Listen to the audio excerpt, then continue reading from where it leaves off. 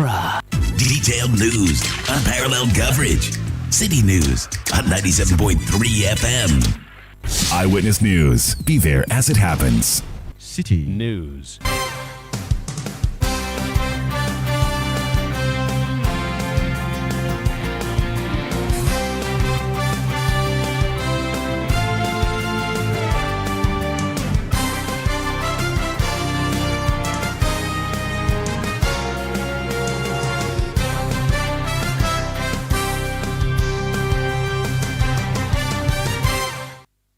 Hello, good evening. Welcome to Eyewitness News, coming to you live from our studios here at number 11, Dr. Martin Loop in Adabraka in Accra. My name is Selom Adonu. Tonight I'm here with Eno Safo. Coming up over the next 90 minutes, government racing against time to raise over 8 billion cedis to fund the National Emergency Response Program to address the impending food crisis.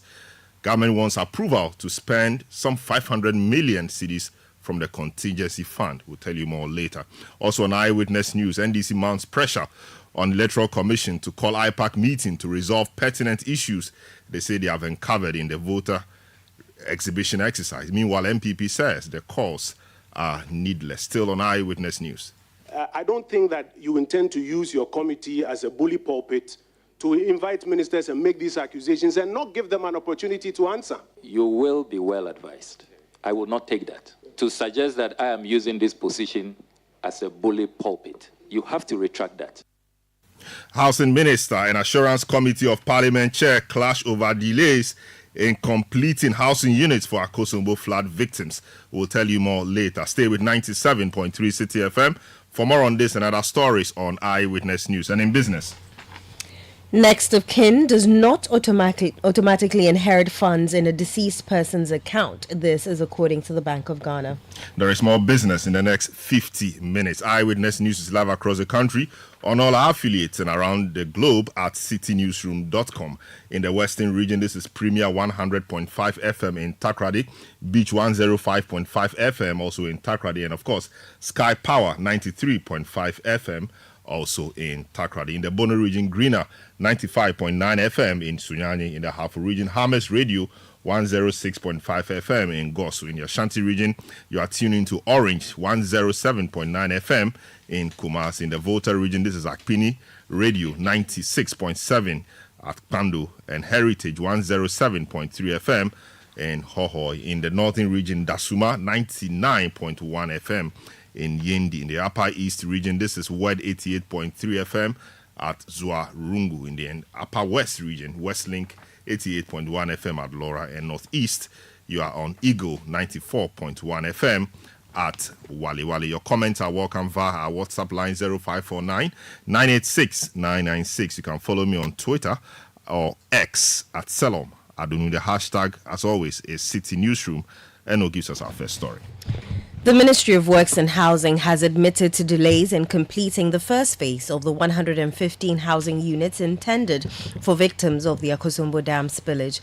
This comes after the chairman of the Governance and Assurance Committee, Samuel Okujeto-Ablakwa, raised concerns about the prolonged delay, noting that victims have been living in tents for a year since the disaster.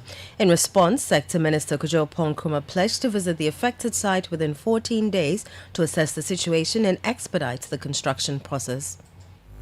This is not a matter that we reduce to political football, deflection, obfuscation, red herrings, as you are trying to do today. It's been a year. People are living in distress. People are devastated.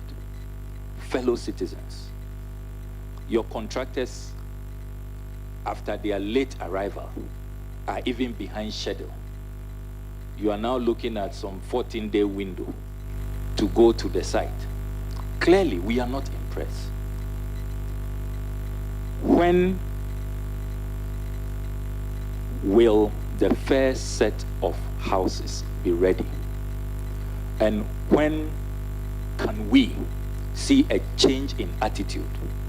When can this committee see your ministry, your government, prioritizing the plight of victims of the VRA spillage? Chairman, I think we should also move away from this, may I say, posture, where we want to create the impression that some persons care and some persons don't care. You introduced the word sincerity Yes. into this conversation. Yes. If we are being sincere, you have been one of the persons who keeps whipping up this impression that somebody doesn't care. You will recall that when the military on ground Yes. was asked to move from one location to another as part of the exercise, you came out saying that the military had been asked to withdraw from the place. I'm glad that you have introduced that. Chairman, that was not sincere. I am glad that you have introduced that matter. Yes. What your government did, what the commander-in-chief asked them to do, was rather the insincerity. They were moving out. The commander told me, I was there. The Chairman, chief and that is not correct. your former Chairman, colleagues. that is not correct. We will not have a banter here. That is not correct. But for the record, and this is my committee. You don't come here and dictate. I'm the I'm chair not of this dictating. committee. You have asked me in sincerity. Yes, and on the And I'm matter. respectfully submitting to you that when you announced to the whole republic that the military had been asked to withdraw from the Volta region, Chairman, that wasn't sincere, because the military had not been asked to withdraw from the entire Volta region. They had been asked to move from one place to the other. And that wasn't sincere. I am putting it to you And that I think, that was Chairman, an afterthought. I After think, I Chairman, exposed, that after I is not exposed, correct, Chairman. That after I is not exposed the correct. government. Chairman, Can I speak? Can I Of speak? course you can speak, but if I you ask the am the question, I will chairman respond. of this committee, Yes. and I will regulate this meeting. You have the right to. But if you put out So a word that on the requires a matter, response, I will respond. you deflect. We will come back to housing. On the matter of the soldiers were moving out. They had packed and were leaving. I was with the TV3 crew. Talk to TV3. They broke the news. They spoke to the commanders. It was an afterthought. After there was an uproar, then the military PR put out a statement that they were moving to another location. Can I respond? So, Can I respond? as a matter of fact, Can I respond? they were moving out. The movement is not the subject of this discussion. You have introduced the term insincerity. It is your government Chairman, that can I has been respond? insincere. Can I respond, Chairman? Their response was insincere. Can I respond, Chairman? The soldiers were moving out. I was on the tour with TV3. They saw them moving out. They had packed bag and baggage and were moving out. Can I The respond? commanders on the floor that day Can I told respond? us that they were moving out. And I condemned that. And they did a U-turn and came back to that same location. Can I If they were respond? moving to another place, Can I why didn't they respond, go Chairman? to Can I respond? wherever you say they were going to? Can They I came respond? back. Can I respond? You will respond when it is time for you to respond. We have to have a right to respond to those accusations that you have made. You earlier accused us of insincerity. And I suggested to you that, with great respect, without a challenge to the fact that you are chairman of this committee and that this is a committee of parliament, I mentioned to you earlier that there's work that is ongoing. Within 14 days, the regional minister and myself will be back on the ground. This will not be the first time. We'll be back on the ground to engage with the contractors and make a determination of why they are behind schedule and when they will complete. And when that is done, I'll be able to ferry to this committee updated timelines of when they'll be complete. But Chairman, I'm saying to you that if you introduce the concept of insincerity, of playing partisan football, of deflecting and introducing red herrings, it is respectfully within my right to also draw your attention to instances where I am of the view you have done same. But I don't think that that is what we are here to do for the benefit of the Ghanaian people. For the people in these areas, the number one interest that they have is that we complete these projects on time for people to benefit. But if you choose, Chairman, respectfully, to accuse me before the whole country of playing partisan football, not being sincere, of deflecting and of introducing red herrings, then I have a right in my own defense to draw your attention to instances where I believe you have done same. I don't think that's what we are here to do. Specific on this matter, within 14 days, myself and the regional minister will be on ground once again. We will engage with the contractors. We will have clearer timelines, which I will share with you. If we want to go into the questions of parliamentary football and deflection, I don't think that you intend to use your committee as a bully pulpit to invite ministers and make these accusations and not give them an opportunity to answer. You will be well advised. I will not take that. To suggest that I am using this position as a bully pulpit, you have to retract that, because that is not what I'm doing here. So, I Chairman, am well within my standing orders. You have to retract that. Chairman, You must retract and apologize for that statement. but I it will is not- okay. I It will is not- okay. I will not It is take that. okay for the chairman of the committee and the committee to accuse the minister of being insincere, of deflecting without more, and I do not have the right to answer or to say that I share a different view. So you think that it is okay that for a whole year, fellow citizens are living in a tent?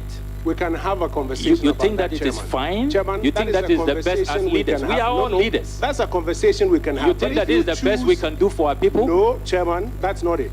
That's a conversation we can have. And I think we've legitimately gone through that. But if you choose to accuse me of insincerity, of introducing red herrings, of deflecting, that is not about the people. That is you accusing me. Of course, because we are But not. if you are accusing me, I must have a right You to are, respond. you are introducing matters that are not before us, matters that you have your facts totally wrong. Which matters are these? The movement of the soldiers, you have. That was not before I us. have You facts. introduced I that. have fact. No, Are we- you are we introduced discussing the concept soldiers of, here? You Are introduced we discussing insincerity. You heard Minister for Works and Housing Kojo Nkrumah and Chairman of the Governance and Assurance Committee Samuel Okujeto Ablakwa. Eyewitness News on 97.3 Citi FM. Now let's go to the phone lines and understand really the context of the happenings as you just heard today. Indeed, the Assurances Committee of Parliament is one of those committees of Parliament chaired by an opposition MP. Of course, Parliament is reviewed or amended its standing orders and it's made some changes to the composition of some committees. The Assurances Committee, which before was headed by or was chaired by a governing party MP, is now chaired by an opposition party MP, and I'm sure they did that for good reason. Let's speak to Andrew Dari Chiwete, who is MP for Solar Tuna Kaba and a member of the Assurances Committee of Parliament. Hello, good evening, sir. Welcome to Eyewitness News. For people who do not understand the workings of Parliament and the workings of the Assurance Committee, kindly tell us what you do as a committee and how come an opposition member of Parliament is the one chairing this committee. Hello, sir. Good evening, sir. Hello, Honorable Andrew Dari Chiwete. All right, I think we don't have him. Eyewitness News on 97.3 Citi FM, as you just heard, some confrontation or banter between the Housing Minister and Kojo Nkrumah and the Assurance Committee of Parliament's chair, Samuel Okujeto Ablakwa, over what the Ministry of Housing, Works and Housing is doing about housing units for the flood victims in the Akosombo Dam spillage matter. And it does appear that there's been some delay there, and the committee chair, indeed, and it's important to note that he is MP for North Tongue, and the North Tongue area was devastated by that flood, and so he appears to have first-hand knowledge about it, and he was one of the people who mobilized relief efforts into that area. So he does appear to have some strong attachment to that particular matter. Nkrumah, who was moved to the housing ministry, is now overseeing those projects. And of course, some delays were occasioned, and that's what led to the banter between the two sides. While the minister thought that the chair of the committee was bullying ministers with his work, the committee chair took very serious exceptions to that. Few of your messages that have come through, Alasan Hamdan from Nyonyini South said, so Kojo Nkrumah thinks it's okay to put up a brazen defense against the neglect of the plight of these people. Is this responsible leadership? You must defend the indefensible. Akapo Jr. from Ahafumim says the Works and Housing Minister has to expedite actions on the project as it has unnecessarily delayed. Where does the minister expect the affected victims to live, looking at the quantum of destructions caused by the spillage? Let's try again and see if we have the Honorable Andrew Dari Chiwete on the line. He's MP for Solar Tuna Kaba and also member of the Assurances Committee of Parliament. Hello, good evening, sir. Welcome to Eyewitness News. Good evening, sir. How are you doing? I'm very well. So for those who do not understand the workings of Parliament and how the Assurances Committee of Parliament works, kindly explain to us what you do and how come an opposition MP is the one who chairs this committee. Well, the Assurance Committee is one of the committees in Parliament, but this particular committee does not have oversight over a single ministry. It is a committee that is responsible for all the ministries. But even now, the mandate of the committee has been expanded, and so we can now even invite CEOs or directors of state institutions to appear before the committee.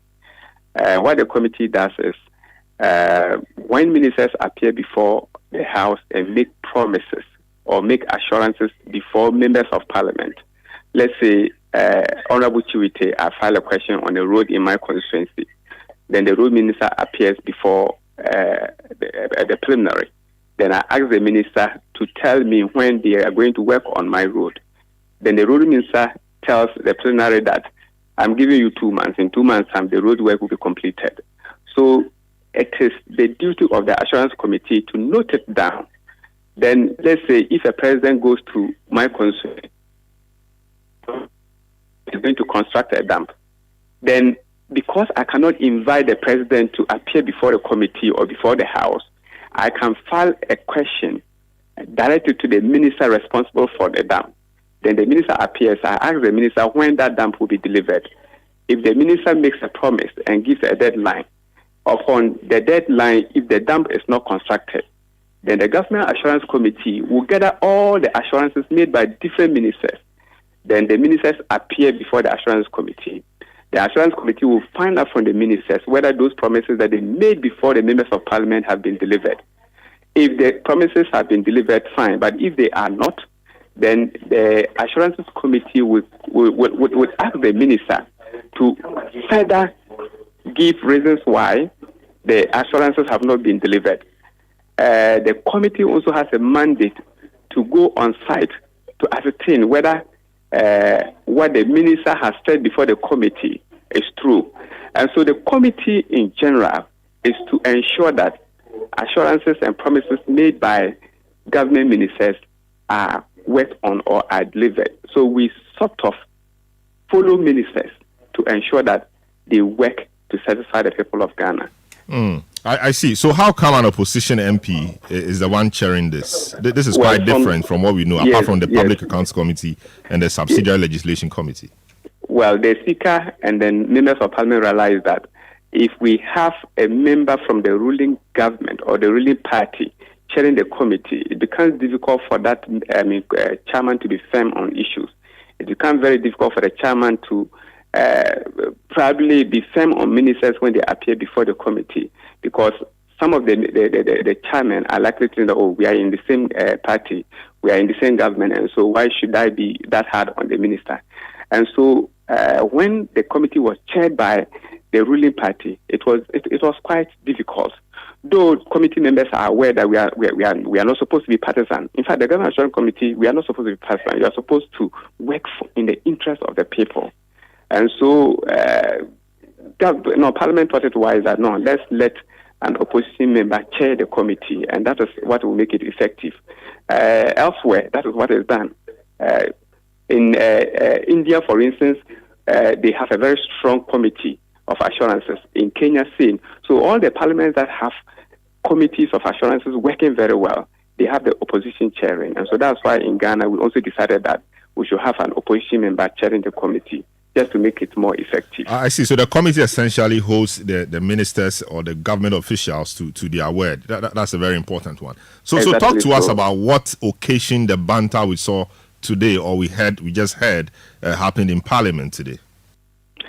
Oh, it was just some simple issue. The chairman of the committee just wanted a straight answer from the minister, but the minister also did not want to go that straight, because probably he felt that if he should accept that fact, it will look like his government is not working or something. If not, it was not supposed to generate any challenges or any debate or something. It was just supposed. The chairman actually expected a straightforward answer from the minister, but the minister thought otherwise. But we got it resolved. We had to call for a 5-minute break. We went and we got issues resolved, and we came back and continued with the work. So what assurance did you get from the minister in respect of the housing units which have not been completed in the flood-ravaged areas? Like I indicated, Chairman and some of us felt the government has not been proactive. Government has delayed so much because it should not take government a year or more to get houses for people who were affected. Look, your own organization, Citi, now Channel 1 TV and Citi TV, it took you less than 2 months also to get some projects completed for the people to live in. And so why should a government that is controlling the pest take more than half a year to do feasibility studies? As it stands now, they are even yet to visit site and then tell us when they are starting work. The 105, or is it no, 115, 115 that they have started. We demanded to know the level of work in terms of percentage. The minister couldn't tell us. Then the 1,010 that they are thinking about starting, that one, we are not even sure when they are starting it. And so the minister said 2 weeks from today, he will be visiting site with the regional minister and their engineers. And so the chairman gave him 3 days after their visit to brief the committee or to give the committee a report. And so we are yet to get a report to know when exactly they're going to start work. And let me assure you that the committee is going to be very diligent. We're going to follow up to ensure that the work is done. It's unfortunate that we are in election year, and probably after a month, members are likely to be very busy in their constituencies. But we will make time to follow up because the people that are affected by this flood must also have their share of the national cake. I see. So how is your sitting like? Can you just sit in term time, or you have to sit when Parliament is on recess? Can you just quickly put yourselves together and call a minister or a public official to appear before you, or you have specific times like how the Public Accounts Committee does its work? Oh, we don't have specific times. Anytime we think that we need to invite ministers, we do. What happens is that we have a committee of Parliament. We have the clerks. Some of the members and some clerks are dedicated to carrying out assurances and then promises or whatever. And so when we think that we have enough and then there's time for us to invite ministers, the clerk writes to the ministers, then they give us dates and we convene a meeting. We can sit during recess like we are doing today. You know, Parliament is on recess, but we chose to come back to use these 5 days to sit. And so Parliament in session, we can sit. If you are on recess, we can call members together to come and have a meeting. So it really depends. And like I said, we also have site verification. We can choose to also do that whilst Parliament is on recess or Parliament is sitting. And so we don't have specific time for sitting. I see. So in respect of this flood, housing units for flood victims in the areas, what approach are you taking? Are you going to visit the site to ascertain for yourself the level of work done so far, or you sit and wait for the minister to come back with a report in 2 weeks' time? No, we are not going to go there immediately. The minister has already assured us in 2 weeks' time they'll be going. And so when they go there and get the report to the clerk, members will go through the report. And if chairman thinks that we should do a verification visit, we write to the ministry and then we do the verification visit. Very well. Thank you so much, Honorable Andrew Dari Chiwete, Member of Parliament for Solar Tuna Kaba, and also a member of the Assurances Committee of Parliament. Your messages, let me read some of your messages that have been coming through. Samuel Niyayon says Honorable Oponkruma is trying to defend himself in this matter. Daniel Akpaliok from Sandema says Honorable Samuel Okudzeto Ablakwa is doing a great work for the Ghanaian people. This government has proven to be one that does not really care about the plight of the ordinary Ghanaian. While these flood victims are living in devastation, President Akufo-Addo and his appointees have chosen to engage in some other things, you say.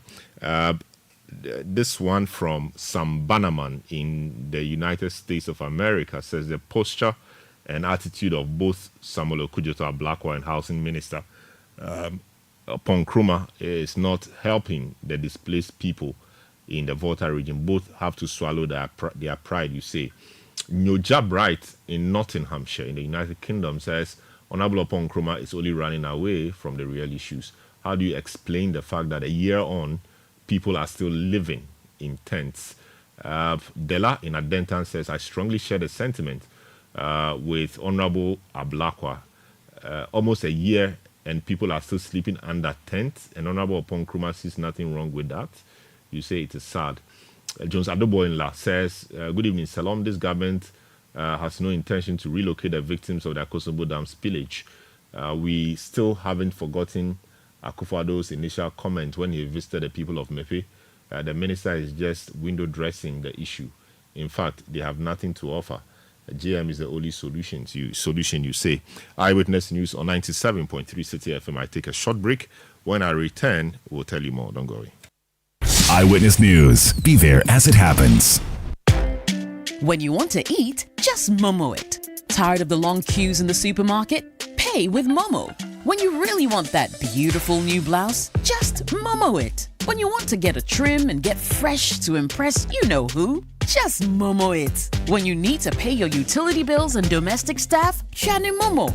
When you want to send love to the family back home, send some Momo. Join the millions of MTN Momo users all over Ghana and live life the brighter way. So just Momo it. MTN. Are you feeling tired after a hard day's work? Have you lost your appetite even for your favorite dish? Viral Blood Tonic is a nutritionally balanced, pleasant-tasting tonic fortified with iron and vitamins to boost your appetite and energy levels for high performance. Viral Blood Tonic, easy to take and good for the whole family. Viral from Danex Iting Starwin PLC. If symptoms persist after 48 hours, consult a physician. This advert is FDA approved. Hi, Apu. I just got the estimate for the home repairs. It's more than we expected. I'm really stressed about where to find the money. Why worry, Musa? You are a salaried worker. Haven't you heard about the GCB personal loan promo? They can give you up to 700,000 Ghana cedis in less than 24 hours at a significantly reduced interest rate and fees. Really? This sounds exciting, but is it easy to apply? Super easy. Skip the stress. Get the cash with the GCB personal loan promo with a 1-month repayment holiday. Just visit a GCB bank branch near you or call 0302 634 922. Toll free 0800 422 422. No hassle, no stress. Wow! I just got a notification. The loan is already in my account. That was fast. Skip the stress and get the cash you need with GCB Personal Loan. Visit a branch near you today. Terms and conditions apply. GCB Bank, your bank for life. Let your voice be heard on Eyewitness News on Facebook at facebook.com/Citi97.3, Twitter at twitter.com/Citi973, and Instagram at instagram.com/Citi973 with the hashtag Eyewitness News.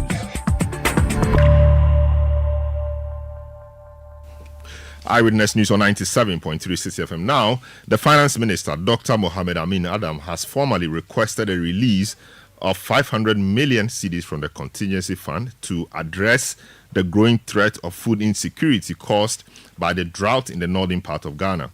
This request comes days after the government announced that it had allocated 8 billion or an 8 billion relief package aimed at supporting farmers struggling with the drouught's devastating effects. The Finance Committee is to sit on this and give approval to this request by the Finance Minister or Finance Ministry. A ranking member on that committee is in the person of the Honorable Isaac Adongo, who is from the NDC, obviously, and he joins us on the line to help us understand the issues from their point of view. Hello, good evening, sir. Welcome to Eyewitness News. The Finance Minister has written to your committee, at least addressed to the chair of the committee, and I'm sure you might have seen a copy of it by now. Asking for 500 million Ghana cedis to help efforts in raising the 8 billion. They want to help the country avert the food crisis. Your initial thoughts on this, sir? Yeah, good evening to you and good evening to your listeners. Yes, the Finance Ministry triggered Article 1771 of the Constitution, which says that when the case of an emergency for which there is no identifiable budgetary allocation to deal with the matter, the Ministry of Finance may make application to the Finance Committee for the government of Ghana to advance an amount of money under the Contingency Fund to the ministry to deal with that matter. And today they invoked that provision and appeared before us to put before us an emergency that they believe did not have any budgetary allocation and for which they want the committee to approve those sums of money. The committee unanimously agreed that certain compliance issues must be met with. One, in 2020, during the COVID era, the committee was called upon at the time to advance an amount of $200 million from the Stabilization Fund into the Contingency Fund, which at the time with the exchange rate amounted to $1.2 billion. We requested that they furnish us with the status of that advance. The same Article 177 under 1772 says that when an advance is made from the Contingency Fund, the minister, as soon as practicable, must present to Parliament and to the committee some supplementary estimates and to take steps to replenish the Contingency Fund. What that means is that the 1.2 billion Ghana cedis that was advanced under the Contingency Fund to deal with the COVID-19 should have been replenished as soon as possible. We are 4 years into the disbursement of that 1.2 billion. We requested the ministry to give us an update as to the status of the replenishment of those funds. That is one. Two, we requested that they provide us with a regional breakdown in addition to district and community breakdown, and possibly the people, if they now have them, who would benefit from such support. Third, we noticed that the budget that they submitted to us was the budget for the entire fiscal implication of the action, which is the 8.36 billion Ghana cedis. But we are not funding the 8.36 billion. We are funding 500 million Ghana cedis. We want to see the budget related specifically to how the funds of 500 million Ghana cedis would be applied in dealing with the matter.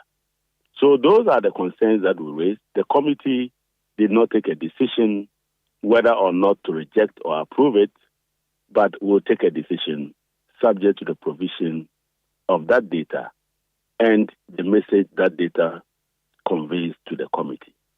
I see. That's quite a tall order. Very important, but quite a tall order. So given that it's an emergency, it's drought, food insecurity, looming, etc., is there nothing the committee could do to expedite the release of the money whilst it waits for the reports you've called for to come?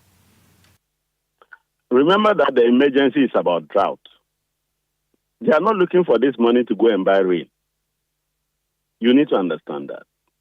It is not as if they are looking for money to buy rain to improve the farms that are being devastated because of drought. They are looking at providing some supplies, such as food, and for those communities that, even though the drought came, but the rains have subsequently fallen, and they believe that they still can salvage some portions of the land to provide enhanced cultural practices and the application of fertilizer and other things to be able to recover part of the farm lands. So, as far as we are concerned, we are not the people now to determine how quickly that application can be considered. It is for the ministry who should have complied will Article 1772, which said that when they took the 1.2 billion, they would have replenished that advance as soon as practicable. I don't know whether as soon as practicable is 4 years, and we are dealing with 4 years now. So the ball is in their courts. You said that there's famine. You have visited the farms. You've gone across the country.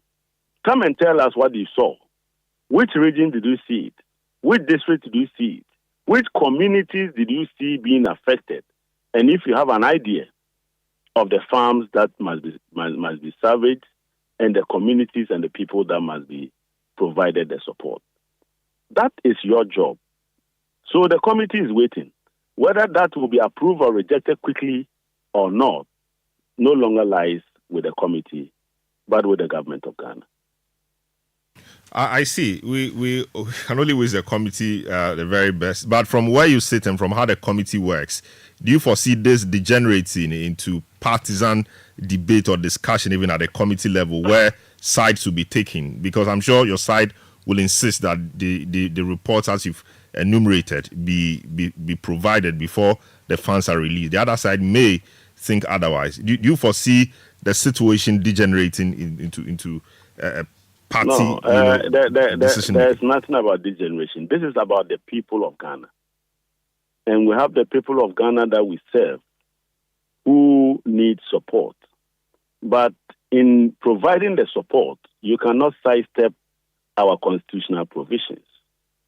They can decide to pursue whatever action they want to pursue. But this is a constitutional mandate saying that under Article 177, if you ever took an advance, you should put the money back as soon as practicable. And we are 4 years into this. If you bulldoze your way, the courts are there for us to go and seek to compel you not to take the money until you have complied with that constitutional provision. You cannot in one breath come under the Constitution to trigger a withdrawal from the contingency fund, and in another breath, you don't want to comply with the constitutional provision that says you must pay the money that you took earlier. Who comes to equity must come with clean hands. So the ball is in the court of the government of Ghana, and there's nothing about degeneration. I just told you that the committee is bipartisan, but we took the view that the matters that we're requesting to be complied with are germane, and both sides agree that even though there's an emergency, we must comply with the requirements of the Constitution. And so we are very clear that as a committee, we would wait to see the information that is provided so that we'll make an informed decision for the interests of the people of Ghana. Very well. Thank you so much, the Honorable Isaac Adongo, who is ranking member on the Finance Committee of Parliament, for speaking to us tonight. Eyewitness News on 97.3 Citi FM. Some more stories. Finance Minister Dr. Mohamed Amin Adam says the government is considering extending the construction of the Kaswa to Winneba Highway beyond its original endpoint at Winneba. During an inspection tour of the highway alongside the Minister for Roads and Highways, Dr. Amin Adam stressed his ministry's commitment to ensuring timely release of funds to facilitate the construction. He explained that the potential extension of the project is driven by the highway's critical connectivity to other parts of the country and neighboring West African nations.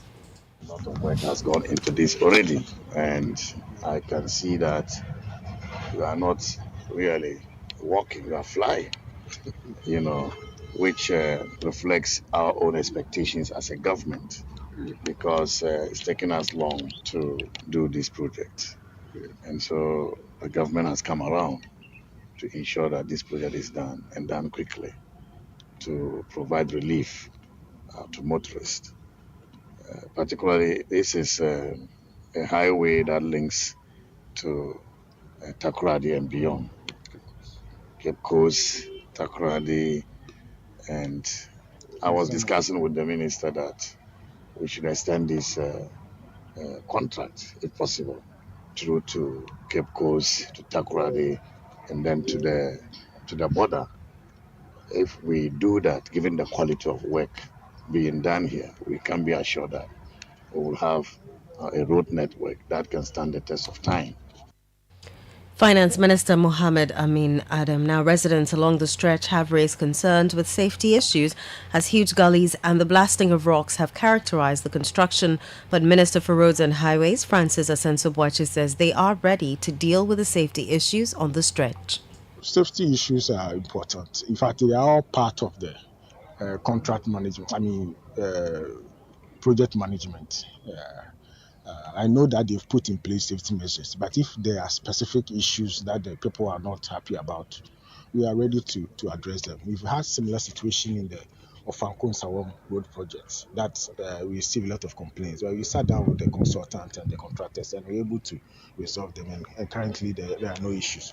If there are specific issues, we are ready to address them. The contractor is a top-notch contractor, but many people think that is a foreign contractor, but it's a local contractor. And I must also add that many of these projects that I'm talking about are being done by local contractors. There has been a deliberate effort by the Kufuor administration to empower local contractors and indeed local businesses to take over the commanding heights of the economy. This is one of the strategies we want to use to develop our country. Minister for Roads and Highways, Francis Asenso-Boakye.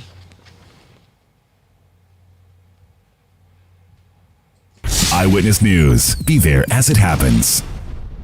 Oh, jump on now. Go. Gugomi, at what time when you come back, we are not hear the sound of your car? Why you buy new car? No, I not change my car. It be the same ride. It be the fuel way I change. Way one shouts it. Ever since I started using the all-new Excellium Premium Fuel, fortified with 3-in-1 action. Oh, Joe, now my car they run like electric car. No, it's so. This is the type of fuel where they want to. Because now engine they cost. Where they want for way if I buy it go protect my engine. And with the small way I buy, I go drive, sir. Absolutely. It's like strapping a turbocharger to your engine and giving it a protector. And what they bust my mind says be the 3-in-1 action, no? Excellium they prevent up to 99% of deposit. It be anti-wear, some be anti-corrosion. Won't pay when I open them. Hey, so where can I find this magical fuel? Just head over to any Total Energy service station and your car will thank you. Hey, then make a finish my gobe fast, then rush go Total Energies. My friend, but why your hand my gobe inside? I give you info. Make a fill the gobe too small. Go.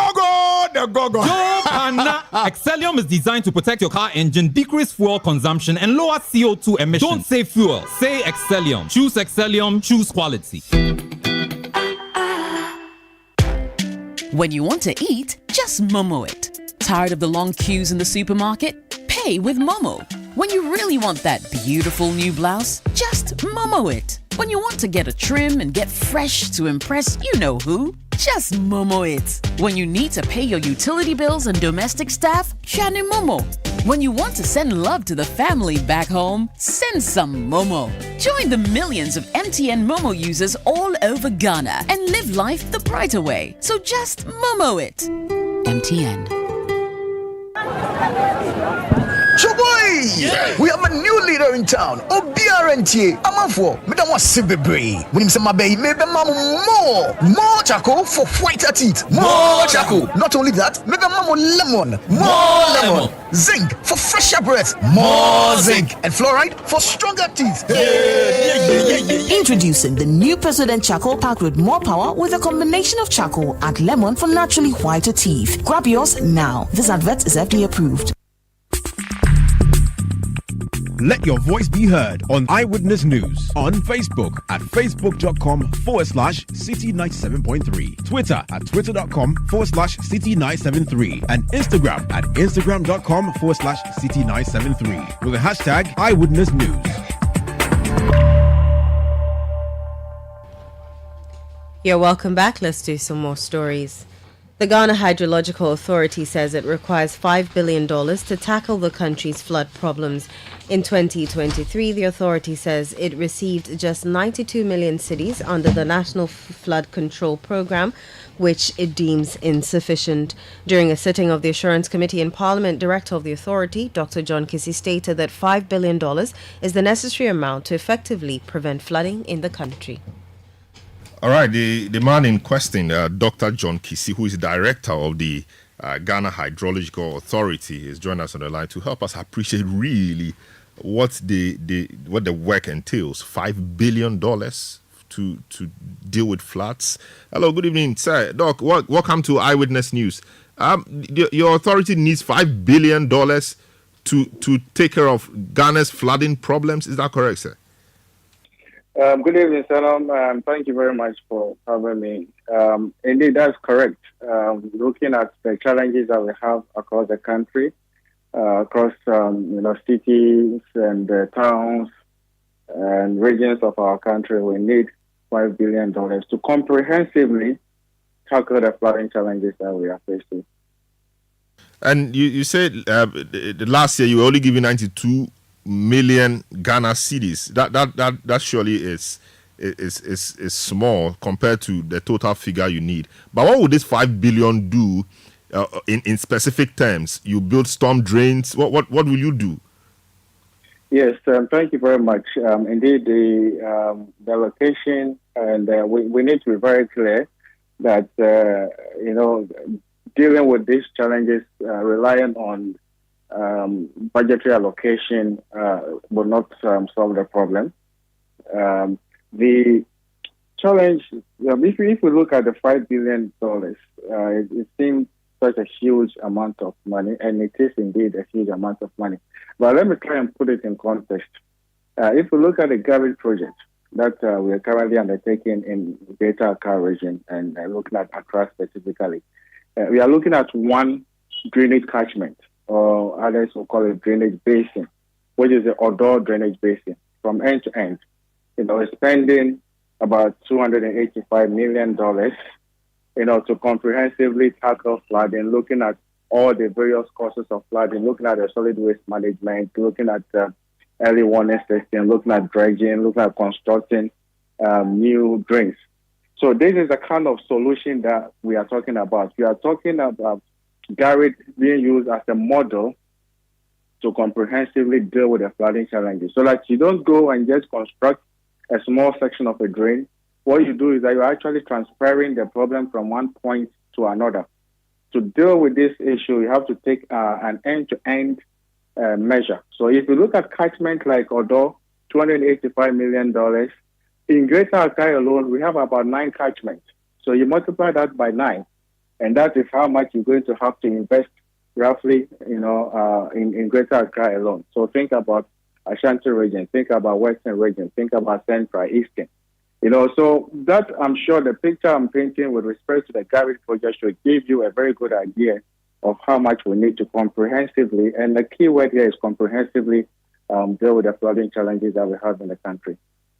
I see. I believe you know that it will be difficult to have this $5 billion at a go. So is it a case that you've broken down the work to be done into sections? So, for example, if you are given $100 million for a year, you can deal with a certain part of the problem the $5 billion is supposed to be solving. Do you have that? Yes. So we have looked across the country. That's where the numbers came from. We know what we need to do in each region of the country. And so, and then we have also, we have a ranking in terms of priority order, based on the number of people at risk, the assets and properties at risk, livelihoods at risk. And we have a general idea that if we should be given $100 million, these are the ones that would want to tackle. So based on how much we are able to raise. And again, you made a point that, yes, you made a point that it's difficult for us to get about $5 billion. I mean, we are very, we are very conscious of this, that it's not going to be a situation where somebody will bring you $5 billion to deal with the challenges. So we know that it's going to be phased out over a period of time. But we're also conscious that government alone cannot tackle this challenge. No government, can deal with this challenge relying on budgetary allocation. And that is why the National Hydrological Fund, which was launched at Bench, on 4th of July, is important. That we look across, or we look beyond government, we look even beyond the country, look at how we can bring private sector into the picture, individuals, our citizens. At the end of the day, it's for us. We have to protect our own lives. We have to protect our own livelihoods. Our own properties are at risk. So we are looking at a situation where we look widely to bring in funds into the National Hydrological Fund to undertake these kind of projects that would bring, solutions, or that would bring, relief to our people. I see. So what's the feedback you're getting from government and maybe assurances from other donor agencies to help you raise this money? We are at the initial stages. We're talking to various development partners. We very soon come up with our short code, that we can put out there for individuals to contribute. The funds, the account has been set up for us, by the Bank of Ghana. And so we are in the preparatory stages. We are looking for media partners like yourselves, who can work with us to get the message out there. And this is a call for action for every one of us, because when it floods, it affects everybody. Most people in the city centers or capital cities do have one experience or the other of the negative impact of flooding. So everybody, all hands must be on deck in trying to help, in trying to solve or resolve this challenge that we have. I see. But when did you arrive at the $5 billion figure? Sorry, come again? I'm just asking when you came up with the $5 billion figure you say you need. I mean, because I know these things change over time. So when did you come up with, when did you finish the work to come up with this figure? Okay, so we did this exercise a couple of years ago. As you rightly said, it changed over time. However, because the dollar value does not necessarily change much in terms of inflation on the dollar, that's why we are still calling out these numbers. And again, they are estimates. They are estimates. So we are not really fast about trying to work out inflation and say, it's been a couple of years, so let's work out inflation and add on it and all of that. We are conscious that circumstances are changing with development. We probably are having new areas that didn't used to flood, now experiencing flooding. So the numbers may have to be looked at again. But for us estimates, they are good enough for us to work with and use for our planning purposes. Very well. Thank you so much, Dr. John Kisi, for speaking to us. He's the director of the Ghana Hydrological Authority. He says his outfit needs some $5 billion to comprehensively deal with the flooding situation in Ghana. Eyewitness News on 97.3 Citi FM. I'll take a short break. When I return, we do City Business News. Don't go away.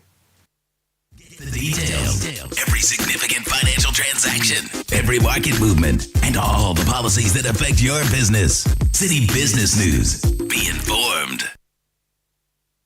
Time now for City Business News on Eyewitness News. My name is Inosafo. Let's settle for the details.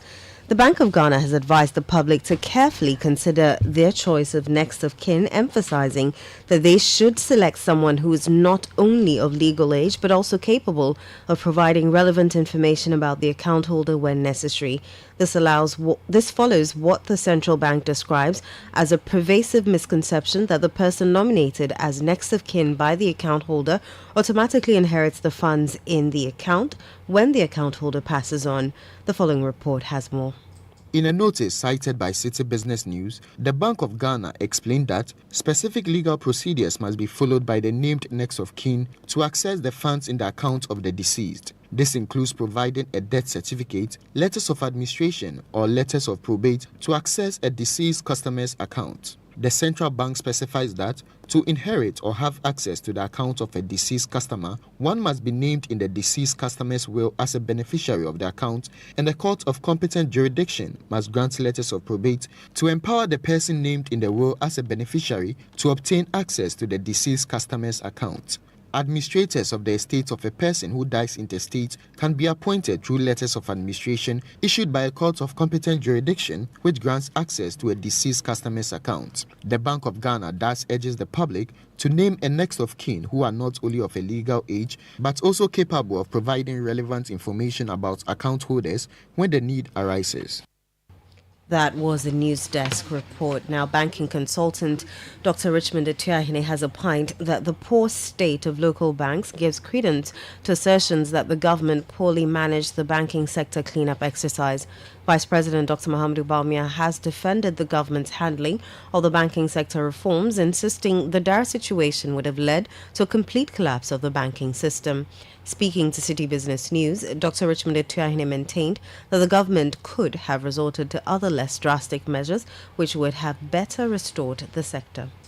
Whether somebody created a problem and you came to clean it, I don't think the way you all went around it is professional. I'm reliably told that one bank, for instance, government contractors were owing that bank 7 billion or thereabouts. I mean, you could have ring-fenced that bank because it is government who was not paying that bank. But if you decide that to close it down, in fairness to that person, you haven't treated them fairly. In other jurisdictions, there is a committee, independent people who will go in and review which one could we save or which one we can save and how we do the bailout. In 2008 and 2009, we had a financial global crisis. Banks in America, some were worse, and it would have gone with a loss of investment and people. But the American government decided that we'll do it such a way, do a quantitative easing. And by so doing, they save jobs, they save businesses, and they maintain the confidence.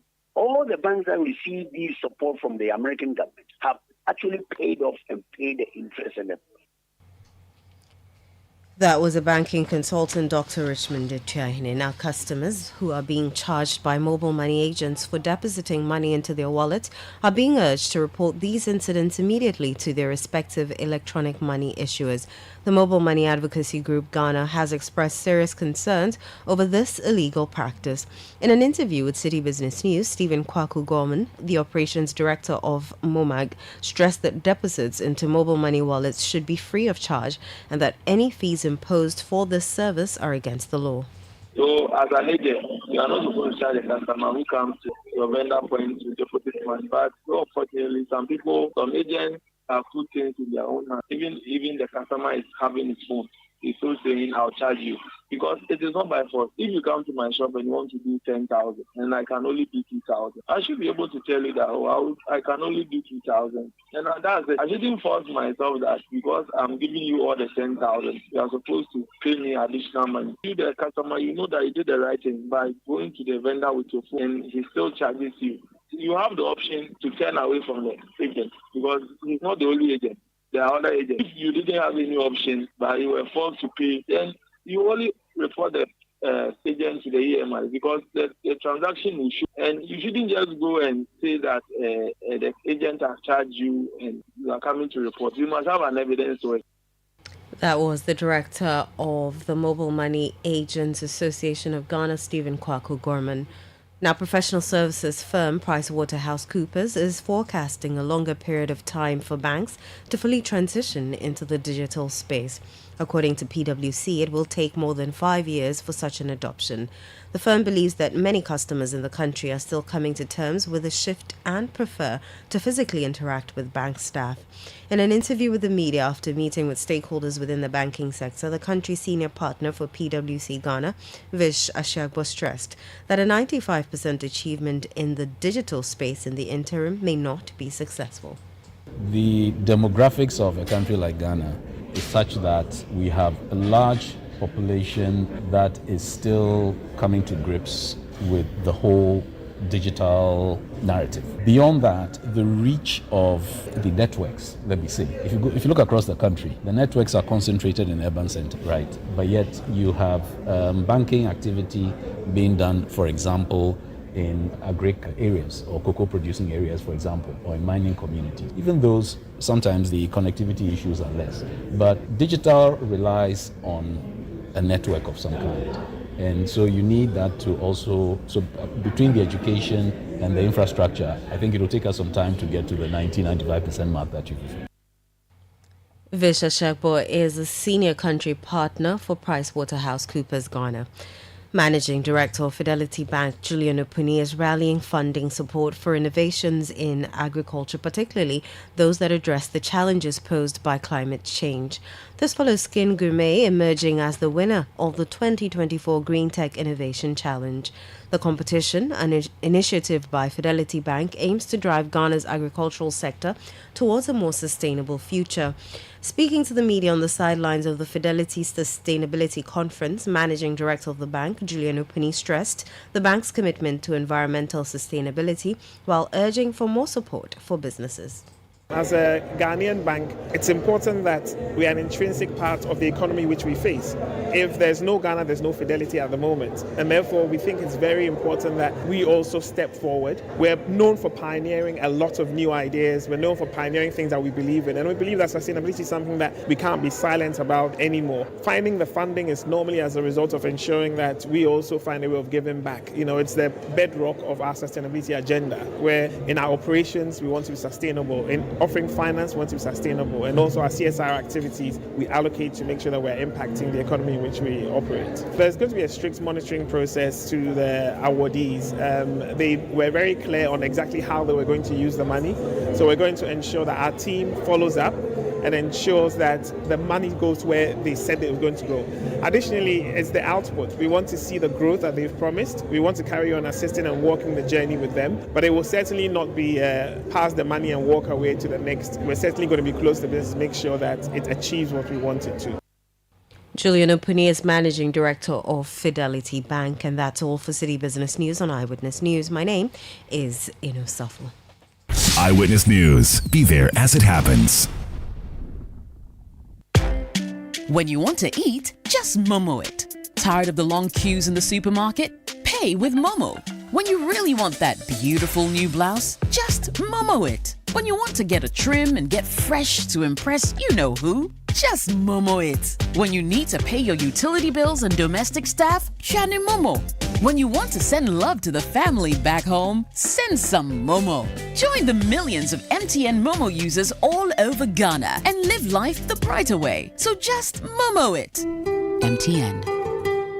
Oh, jump on now. Go. Google me. At what time when you come back where I don't hear the sound of your car? Why you buy new car? No, I not change my car. It be the same ride. It be the fuel way I change. Way one shouts it. Ever since I started using the all-new Excellium Premium Fuel, fortified with 3-in-1 action. Oh, Joe, now my car they run like electric car. No, it's so. This is the type of fuel where they want to. Because now engine they cost. Where they want for way if I buy it go protect my engine. And with the small way I buy, I go drive, sir. Absolutely. It's like strapping a turbocharger to your engine and giving it a protector. And what they bust my mind, Seth, be the 3-in-1 action, no? Excellium, they prevent up to 99% of deposit. It be anti-wear, some be anti-corrosion. One pair way now open there. Hey, so where can I find this magical fuel? Just head over to any Total Energy service station and your car will thank you. Hey, then make a finish my gobe fast, then rush go Total Energies. My friend, but why your hand my gobe inside? I give you info. Make a fill the gobe too small. Go. Excellium is designed to protect your car engine, decrease fuel consumption, and lower CO2 emissions. Don't say fuel, say Excellium. Choose Excellium, choose quality.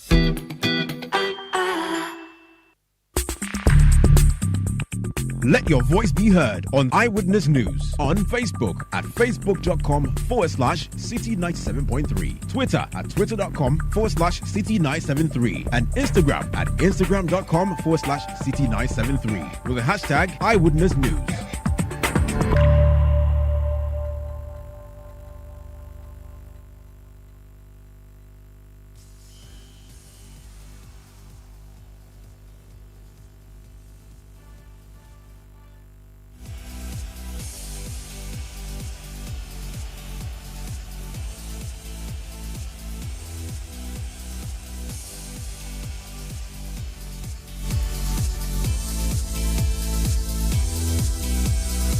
"26 minutes to the top of the hour. Typically, you'd have been hearing the Point Blank Sick tune. But today we go to the EPL.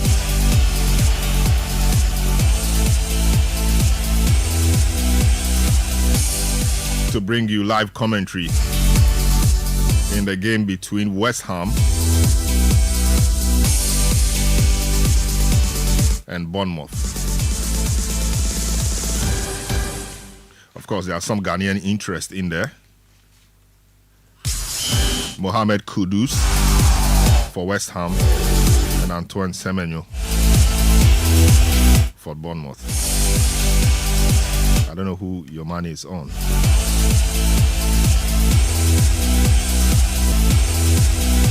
But I've been joined in the studio by City Sports Gabi Ofe, who will be taking us through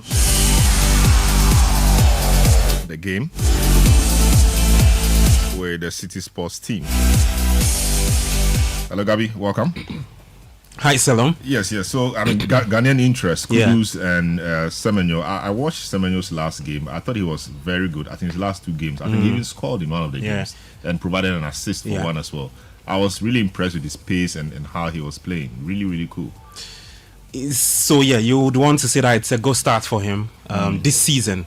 And, I mean, at the latter part of last season, he racked up some good numbers for the Sherries. That's the Bournemouth side. And, I mean, as a Ghanaian journalist, I'm always happy to see our Ghanaian players performing for their respective clubs, because if you want to look at it at a broader picture, putting in the national team assignment, you would want your players to be performing. So one of the reasons why I would want to do this is to just keep an eye on what the Ghanaian players will be doing. So West Ham have got Mohamed Kudus, Antoine Semenyo with Bournemouth. Yesterday, Jordan Ayew was on the score sheet for his side, Leicester City. So it's good to see them putting up some good shift. And in fact, over the weekend, Partey was also on the score sheet for us. Brilliant stuff. So you can tell. All right, so just take it away.